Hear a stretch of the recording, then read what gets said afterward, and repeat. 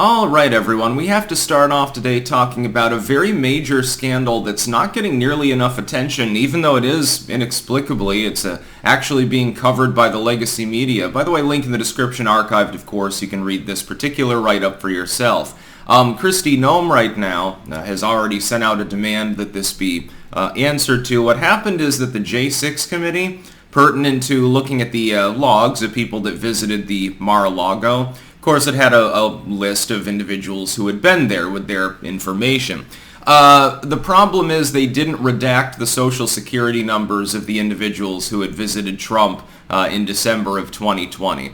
So people that were pertinent to the investigation, we use that term loosely, really nothing more than a goddamn kangaroo court, they've all had their Social Security numbers leaked. Now, I'm pretty sure this is explicitly illegal, what was done. That is personally identifiable information.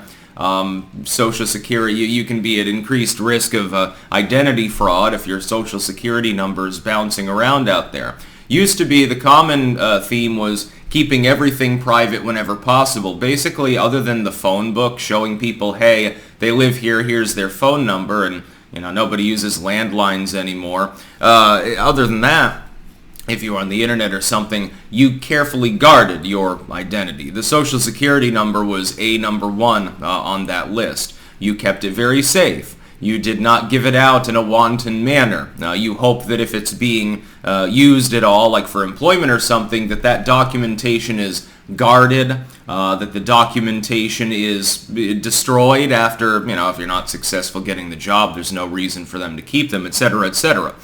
You can end up with somebody literally stealing your identity, especially if they've also got all of this other information that the J6 committee released alongside it. Now, I would like to point this out. There is effectively no chance that this was inadvertent. Do I really believe that when the J6 committee was finalizing its final report, that nobody gave the order for that material to be gone through and redacted because it needs to be redacted? Do I really believe that not one person on the committee had the intelligence to do that? No. Regardless of them all being a bunch of morons, somebody would have said, hey, we could run afoul of federal law, with a specific count for each individual item that's not redacted. That could be a little bit of a problem, and so maybe we should do something about it. Do I believe that the staffers that would have been necessarily tasked with doing so simply neglected to do so? Not really. I think that there are two possibilities. The first possibility is that a rogue within the detail of the J6 committee, so someone who was compiling paperwork, etc., and had access to it, decided to, maybe they redacted it at first, but then they saved the unredacted portion and re-added it before release.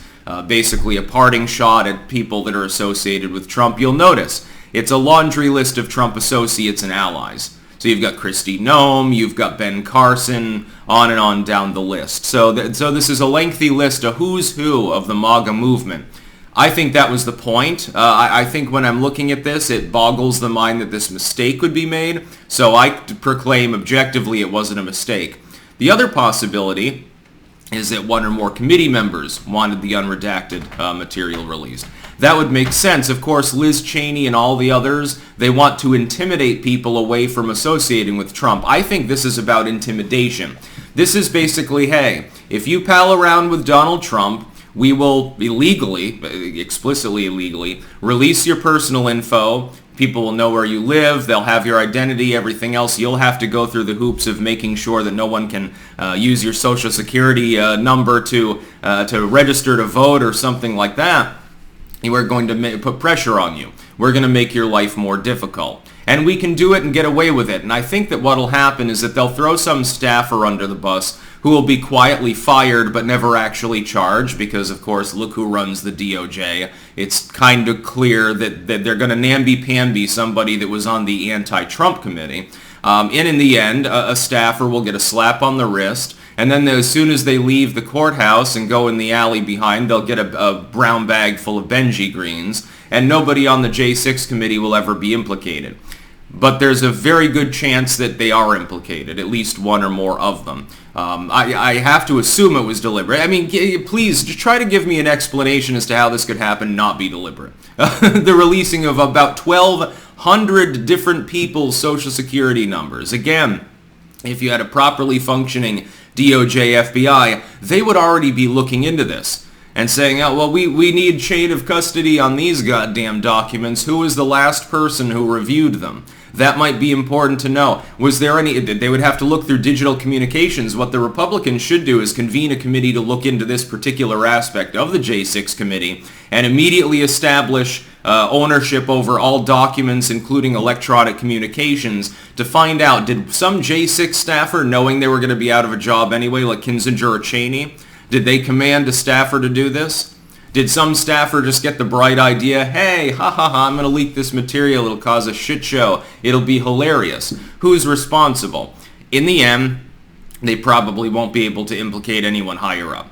It's Joe the staffer. He'll take the fall. Joe the staffer will be looked into in a cursory manner by the FBI, and they'll determine that there was no malevolence. He forgot to do it. He done goofed, but he didn't mean any malevolence or harm by it. So we'll give him a couple weeks in the county jail, and then he gets his Benji Greens. Why do I think that that's probably what will happen? And the reason why you would want to do that is because you're trying to intimidate MAGA.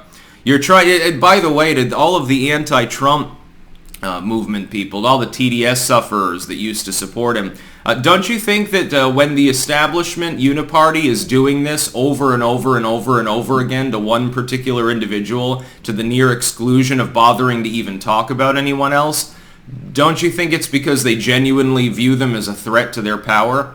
I do. Again, when this stuff keeps happening to Trump and to his inner circle, it makes me wonder how I could possibly justify not liking or supporting the basic premise, even if I don't agree with every aspect of the ideology. The very least, the person, when you get investigated, by the way, by hostile forces for the better part of a half decade and they literally find nothing, that usually is meaningful too. With all the tools at their disposal, they have not managed to find one objective crime that Donald Trump apparently ever fucking committed, going back to the goddamn 80s. That's a testament, actually, to his character. Just saying. I feel sorry for, like, Ben Carson and shit.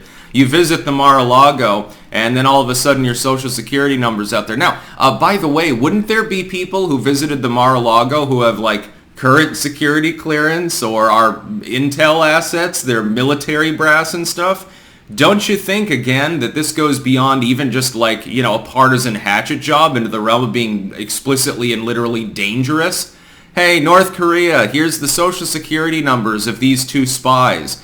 Yeah, that's just lovely. And it's either because of an incompetent or corrupt staffer, or it's because someone on the J6 committee, before leaving Congress, this would be a Cheney or a Kinzinger mainly, said, yeah, fuck it. I'm going to give them one last cock smack before I leave that they have to deal with. I'm going to shit on my way out. That's about all.